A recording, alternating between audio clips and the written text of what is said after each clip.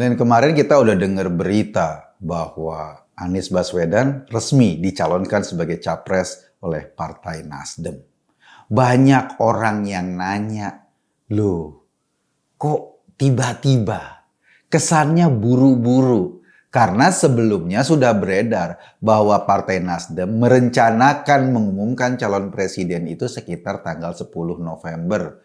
Bertepatan dengan Hari Pahlawan. Mungkin loh ya, Partai Nasdem beranggapan gak cocok tanggal 10 November itu deklarasi Anies. Karena Anies bukan pahlawan sama sekali. Kali-kali itu alasannya. Tetapi di luar itu orang bertanya-tanya, kenapa kok kesannya mendadak dan tiba-tiba? Apalagi kabarnya Ketua Partai Nasdem Surya Paloh baru saja sembuh dari sakit, dirawat di Singapura. Kita nggak tahu bagaimana atau latar belakang kenapa seolah-olah ada percepatan seperti itu. Kalau pernikahan yang diburu-buru biasanya ada MBA, Married by Accident.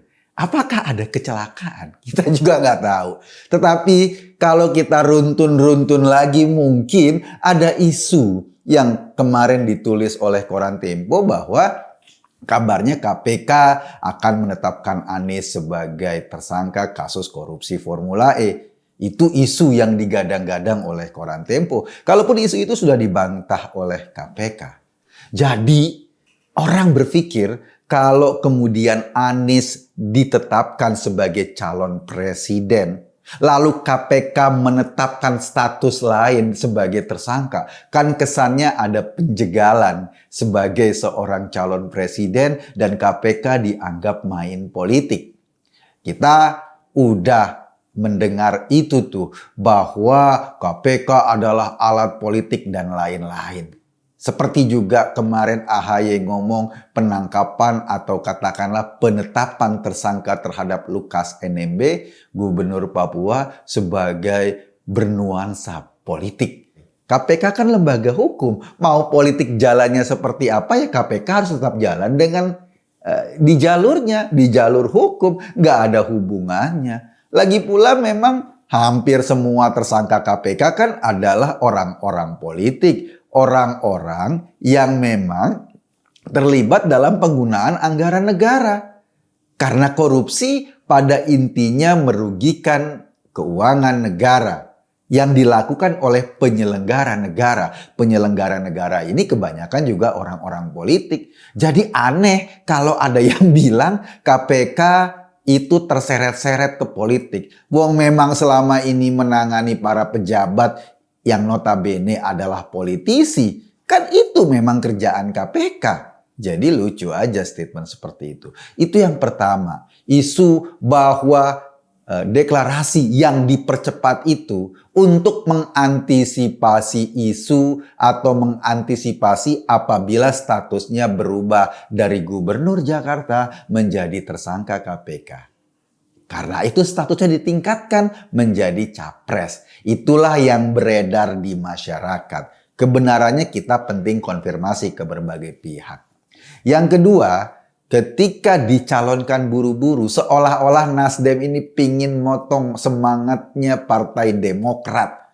Kenapa? Karena Partai Demokrat dari dulu menggadang-gadang AHY sebagai capres. Kenapa mereka merasa pede anak seorang presiden atau anak mantan presiden punya darah kepemimpinan mirip presiden atau mirip bapaknya. AHY ini yang didorong-dorong kemudian pada akhirnya seperti dikempesin oleh Nasdem. Karena apa? Karena kan dalam peta perhitungan politik Nasdem ini punya peluang berkoalisi dengan Partai Demokrat dan PKS. Kalau mereka bertiga berkoalisi cukup untuk mendapatkan satu tiket pasangan capres dan cawapres. Kalau Demokrat nggak ikutan, nggak cukup. Nasdem sama PKS nggak bisa mengantarkan calon presiden di 2024 nanti. Paling mereka berdua gambrengan ikut-ikutan atau nanti nyampur bergabung ke koalisi yang lain kalau kursinya belum cukup.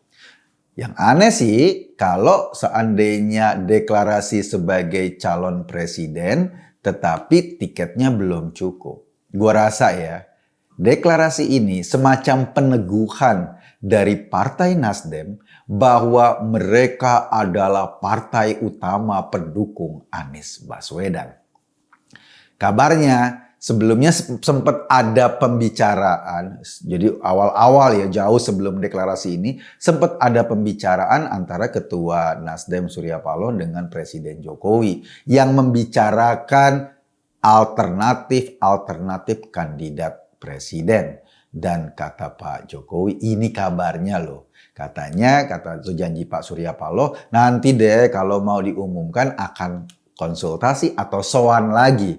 Kenapa sowan? Wajar. Kan Nasdem sampai saat ini ada di partai koalisi pemerintah. Jadi berbagai keputusan politik penting memang penting dikomunikasikan agar tidak terjadi mispersepsi atau tidak terjadi mismanagement dalam pengkontrolan jalannya roda pemerintahan. Ada Pak Joni Plate yang di Kominfo, ada Bu Siti Nurbaya yang ada di Menteri Lingkungan Hidup. Ini kan bagian dari pemerintah. Kalau Nasdem kemudian sudah punya pola permainan sendiri dan tidak berkonsultasi atau minimal tidak menginformasikan sebelumnya kepada presiden, kan presiden jadi merasa aduh gitu. Aduh, kok begini sih? Kenapa nggak dibicarakan sehingga bisa diantisipasi langkah-langkah efektivitas pemerintahan?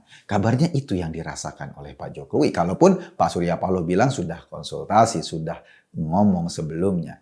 Kalau dilihat dari reaksi Pak Jokowi ketika dikonfirmasi dia bilang, saya nggak mau komentar karena suasana masih duka berkenaan dengan tragedi di Kanjuruhan Malang, itu menandakan bahwa ada komunikasi yang tidak sinkron nih antara Partai Nasdem dengan Presiden Jokowi. Orang bertanya-tanya emang, iya loh, mendeklarasikan sebuah dorongan atau dukungan kepada Presiden di tengah tragedi di Malang, itu pasti ada sesuatu yang nggak biasa-biasa saja. Kenapa? Indonesia lagi ada tragedi loh. Indonesia lagi ada masalah loh yang mengakibatkan 159 orang atau 129 orang itu meninggal dunia di kasus pertandingan sepak bola antara Persebaya dengan Arema FC di Malang. Tetapi kok ini bisa-bisanya loh. Bisa-bisanya seolah-olah nirempati menyatakan dukungan kepada Anies Baswedan. Itulah yang membuat orang kemudian bertanya-tanya, ini ada apa? Kemungkinan pertama isu KPK, kemungkinan kedua mendahului AHY, sehingga kemudian AHY seperti ditinggalin gerbong atau ditinggalin kereta cengok sendirian merenungi nasibnya. Ya, memang anak kecil seringkali ditinggalin begitu. Atau yang ketiga, Nasdem ingin membuktikan bahwa dia sekarang lokomotif. Pak Paloh ingin membuktikan bahwa dia adalah sekelas kingmaker. Bukan cuma Bu Mega, bukan cuma Pak Jokowi, atau bukan cuma Pak Prabowo. Sekarang Pak Surya Paloh sudah menandakan atau sudah menyatakan diri dia ingin menjadi kingmaker dengan Anies sebagai jagoannya. Kondisi-kondisi seperti ini tentu saja membuat peta perpolitikan di Indonesia akan lebih seru, akan lebih keren. Tapi apapun itu, apapun ceritanya, kita pasti akan banyak membuka lagi tabir berita-berita di medsos atau berita-berita di media-media digital tentang komentar Nasdem terhadap Anies atau komentar-komentar pendukung Anies terhadap Nasdem sebelumnya. Misalnya ketika kita lihat pertarungan Anies dan Ahok pada 2017-2016 lalu, Itu jelas-jelas Partai Nasdem ada berdiri mendukung Ahok dan dari Petamburan misalnya Habib Rizik bilang jangan pernah memilih partai yang mendukung Ahok. Jangan pernah memilih partai yang mendukung penista agama karena waktu itu Ahok ditersangkakan sebagai penista agama. Itu statementnya Rizik dari Petamburan. Itu artinya Rizik pengen bilang, jangan pernah memilih Nasdem sebagai pilihan politik karena Nasdem mendukung Ahok. Statement ini belum ada statement penggantinya. Minimal Rizik belum pernah menyatakan ada statement penggantinya. Jadi kalau pengikutnya Rizik wajar dia tidak pilih Nasdem. Gimana ketika Nasdem sudah ke Anies sekarang? Saya nggak tahu, mungkin ada perubahan fatwa, mungkin ada perubahan statement, kita nggak tahu. Yang paling pasti tentu saja Anies merasa seneng nih karena partai yang pertama mendukung dia adalah partai yang dikenal dengan basis nasionalis. Kan itu yang ingin dicuci oleh Anies selama ini. Dia masuk pemuda Pancasila, dia masuk meresmikan gereja, dia masuk ke wilayah-wilayah nasionalis karena memang selama ini Anies distigma sebagai mewakili kelompok-kelompok Islam garis keras. Kenapa seperti itu? Karena kenaikannya pada Pilkada Jakarta menggunakan isu-isu paling brutal, isu-isu agama yang paling brutal. Dan itu nggak gampang loh dilepaskan dari logika publik. Makanya wajar kalau beberapa pengurus Partai Nasdem kabarnya sudah mengundurkan diri atau berniat mengundurkan diri.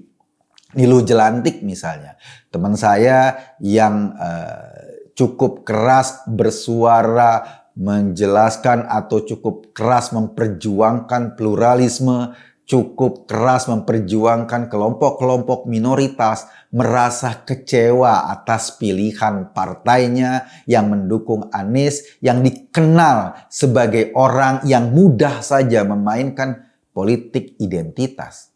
Niluh mengundurkan diri dari Nasdem. Kabarnya begitu. Media sosialnya sudah menyatakan saya mengundurkan diri dari Nasdem. Untuk informasi selanjutnya menunggu. Mungkin dia belum siapkan press release. Tetapi pada hari yang bersamaan ketika Nasdem mendeklarasikan Anies, Nasdem kehilangan orang-orang seperti Niluh Jelantik. Atau mungkin nanti orang-orang lain yang merasa tidak cocok dengan politik identitas yang gampang dan mudah dimainkan oleh Anies Baswedan. Saya nggak tahu ke depannya seperti apa. Yang pasti Nasdem sudah mendukung Anies sebagai calon presiden atau bakal calon presiden karena tiketnya belum cukup untuk dibawa ke KPU mendaftarkan Anies Baswedan sebagai capres. Dia harus berkoalisi dengan partai-partai yang lainnya. Lalu gimana kita? Kita tinggal tunggu perkembangan, bagaimana prosesnya, dan ada informasi menarik. Ternyata Ganjar juga dapat dukungan dari Partai Solidaritas Indonesia yang kemarin menjaring beberapa nama untuk diajukan sebagai capres terbaik atau capres pilihan PSI. PSI langsung menggandengkan Ganjar dengan Yeni Wahid. Ganjar sebagai capres, Yeni sebagai cawapres. Dua tawaran ini barangkali akan menghiasi isu-isu politik ke depan.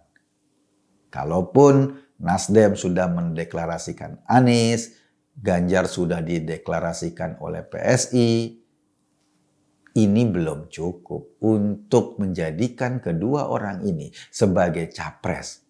Kecuali kalau nanti ada partai-partai lain yang juga ikutan mendukung dua tokoh ini sebagai orang yang akan bertanding di 2024 nanti. Sikap kita masih sama. Pemilu adalah tradisi biasa 5 tahunan. Jangan jadikan pemilu ini sebagai sarana mengkafir-kafirkan. Jangan jadikan pemilu sebagai sarana untuk mensesat-sesatkan orang lain. Apalagi sebagai sarana surga dan neraka dengan isu-isu agama. Itu semua bohong besar. Kita cuma memilih pemimpin yang baik untuk Indonesia ke depan, bukan pemimpin yang mudah menggunakan agama untuk memanipulasi demi kepentingan politiknya. Gue Kekun tadi hanya mengajak Anda berpikir, kesimpulannya ya terserah Anda. Terima kasih.